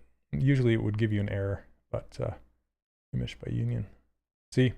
Yeah, you want to do it anyway. You want to have your gizmo down in the middle, so then it doesn't give you all the weirdness. And since these faces were stretched, it's actually giving me stretch geometry. And the stitch that happened right here, it does, see, it's not as bad as I thought it might be. So I can actually live with that. All right, so now that that's done, click on this gear. It's kind of hidden sometimes, but you can see it right there. Click there and hit accept, and then turn symmetry back on, because it'll turn off symmetry. And then you can go clean up these stitches. So at this point, there's a few things I can do. I'm just kind of talking to you through what I'm thinking about, right? So I can tessimate this, which means I can grab this slider up here and roll it to the left, and it's going to fill it with geometry. But it's easy to make it very dense, right? But when you do this, then you can start smoothing everything out and making it nicer, okay? Or I can Z-remesh this where it's at. But both of those options are going to rebuild my entire mesh. But I need to rebuild my entire mesh because I have these janky stitches, right? So I can't subdivide this, because if I subdivide it, subdividing needs quads, not triangles. And around these stitches, this is full of triangles. So if I were to subdivide it like this, it will give me just some really not nice areas around here. It's basically subdividing. So it's turning every triangle into, it's splitting it into 4 pieces. Anyway, without getting into the technicalities of it. It's just not good. You want quads. Okay, so I'm going to turn that back off. Let's see. And I'm going to try and Z-remesh this. Again, I can duplicate it at this point. So just so I can have this to go back to, hide it. Okay, and then let's just see Z-remesh. And now this is going to rebuild my entire mesh, and I might lose some of my detail that I have throughout the mouth, and it might not give me as nice of edge loop flow around here. But all we can do is try and see if it'll keep it. Okay, so I'm going to turn this poly count up to 4 and then hit Z-remesher and see what we get. Yeah, not bad. Okay. So you can see it did give me some janky stuff through here, and I can actually get a better Z-remeshed result if I tessimate first and then smooth this stuff out. So let's try that. Let's undo this. Let's do some tessimation. Not that low. There we go. Okay, so now I can just come through here as it's been tessimated and just kind of smooth this out. And I want to turn my Z intensity way up because now it's more dense, so you want to smooth this out. And you can see how it has kind of this not so attractive surface right here. So you can just come across here with your smooth brush and just smooth everything into each other. Smooth this, but it will give you some jankiness like through here where these stitch. This is just when it's a result of tessimating. And I can come back in there and pinch it later on after I've Z-remeshed it and make it cleaner. But for now, I'm just going to ignore it. I'm just kind of smoothing just this surface out.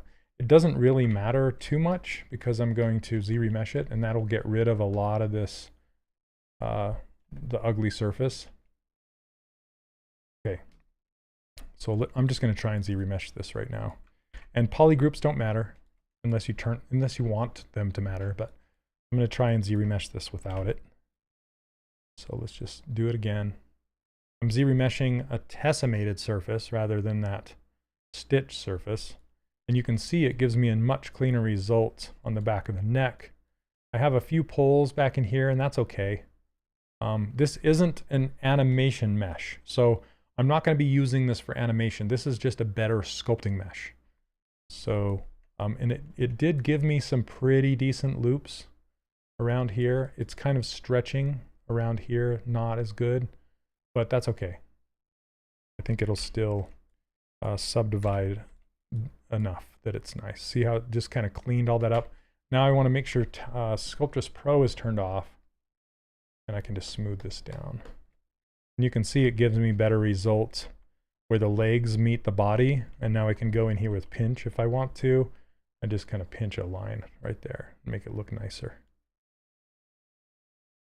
Again, the cleanest mesh you can have is a low resolution subdivided mesh.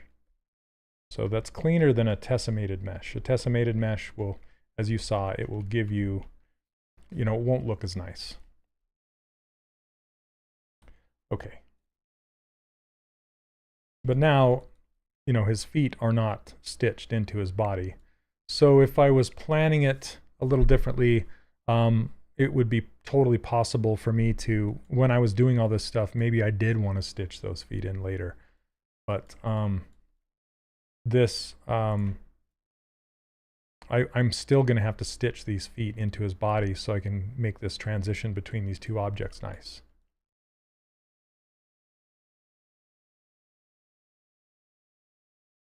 Okay, so what time we got? 1:53. All right. I'm not going to quite get to the painting part, unfortunately, but so now I have this low resolution mesh. I can, and now that I have clean transitions between the neck and the head, I can now come in here and make them even a better, a nicer, smoother transition and a smaller neck. I can move this a little forward if I want to, just to even get that chin looking weaker. So yeah, I don't know how well this would work in animation, but I think it would be okay. Maybe not as much volume back here. And I would still need to stitch in these hair gloober things. So that's another thing I would have to stitch in.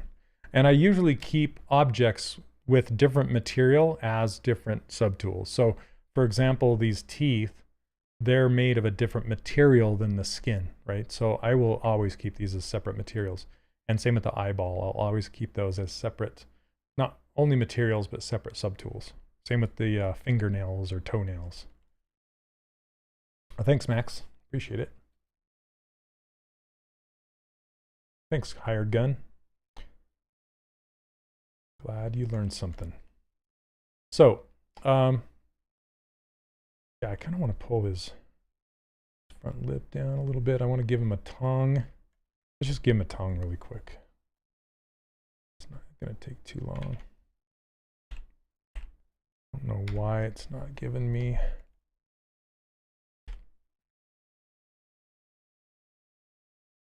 There we go.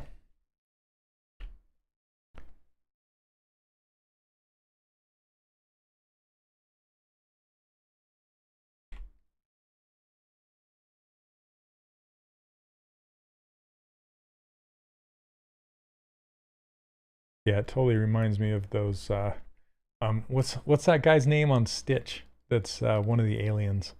Not Stitch, but there's two aliens that are after him, and one has kind of this yellow head and like four arms, and it kind of reminds me of that guy a little bit.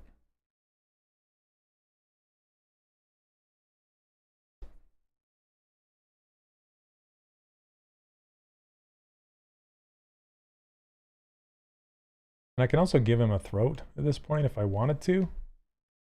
Let's split off tongue.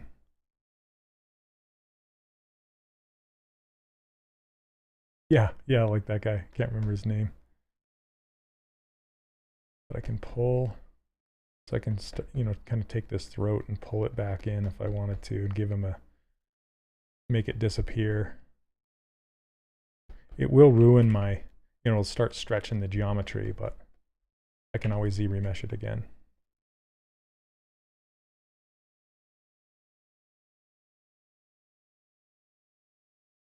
And just basically shape the throat however I want. Just kind of make it disappear, and then I can make the tongue kind of disappear down that throat if I want to. Make it wider.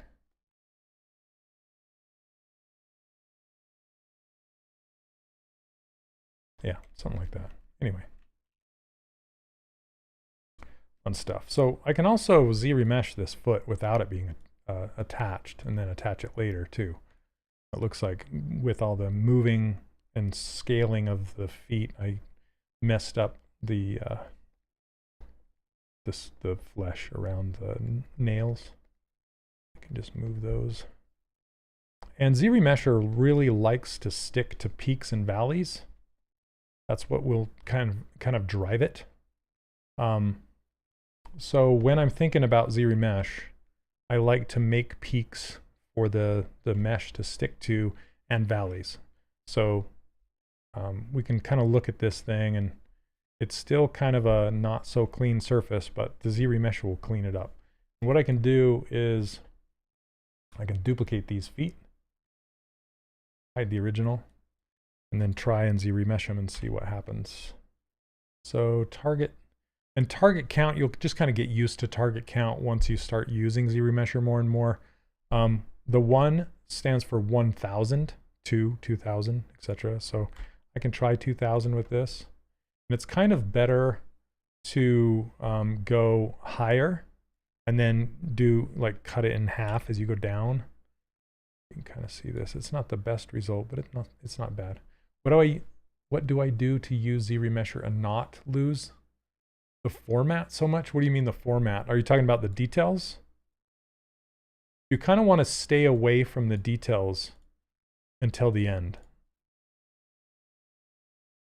Because Z-remesher will remove them no matter what.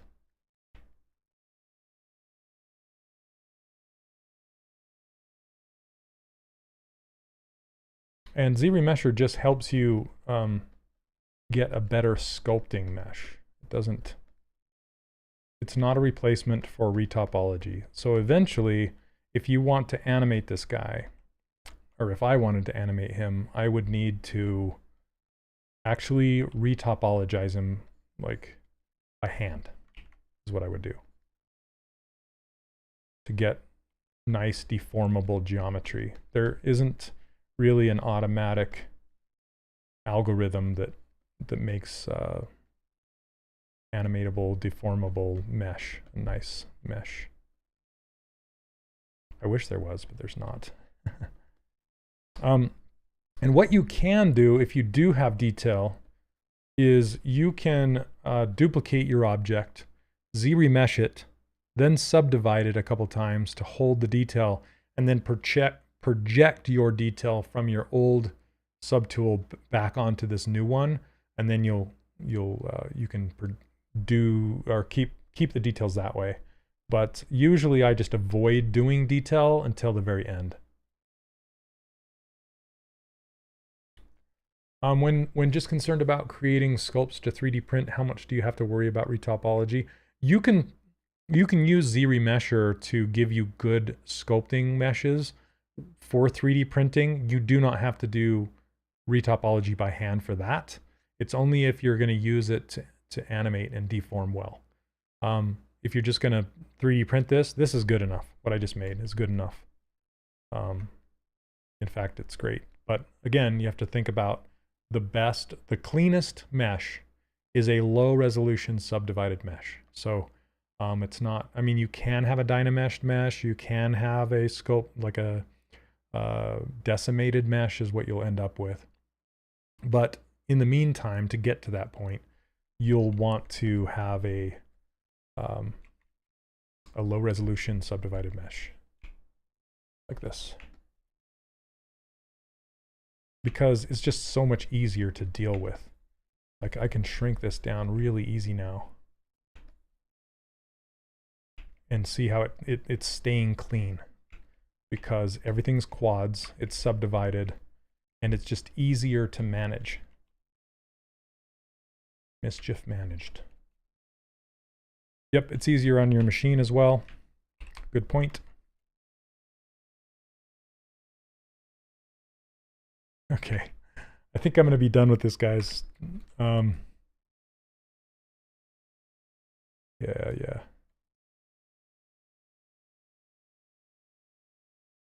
Hey, what's up, Harry? So, I think, yeah, but you just showed up just in time for me to take off, sorry. But it's good to see you again. Use this move elastic to bend his tail. Messed up the volume of it, but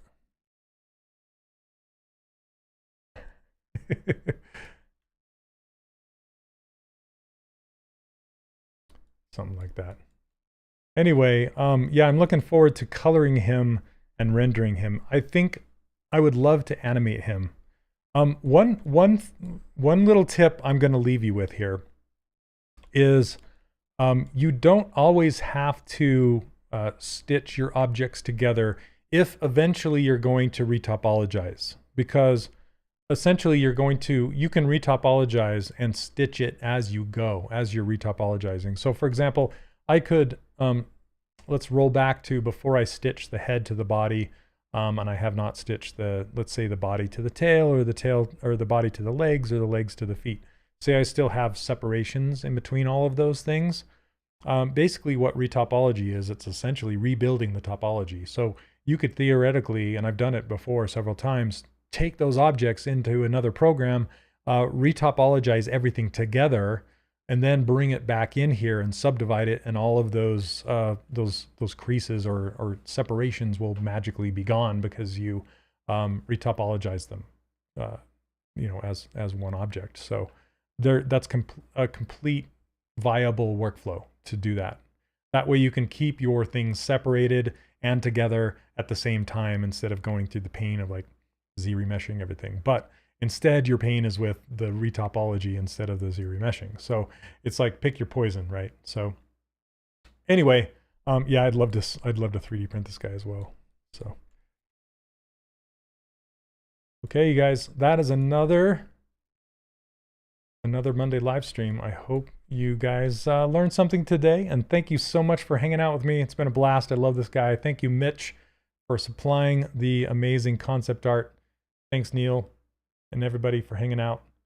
Short question: how do I prevent merging of points in ZModeler, for example? I think there's a fall off inside of the ZModeler. But here, let me see. Merge. I don't even know. Yeah, I don't know. Sorry about that. But yep. And as always, I give away my brushes for free over on my website, 3dcharacterworkshop.com. You can head on over there and grab these brushes and my ruler file. And I do an online course. So if you'd like to learn how to create stylized characters, you can go check that out as well. So thanks, guys. Have a fantastic rest of your Monday. Happy sculpting, and we'll catch you next week. All right, take care. We'll see ya.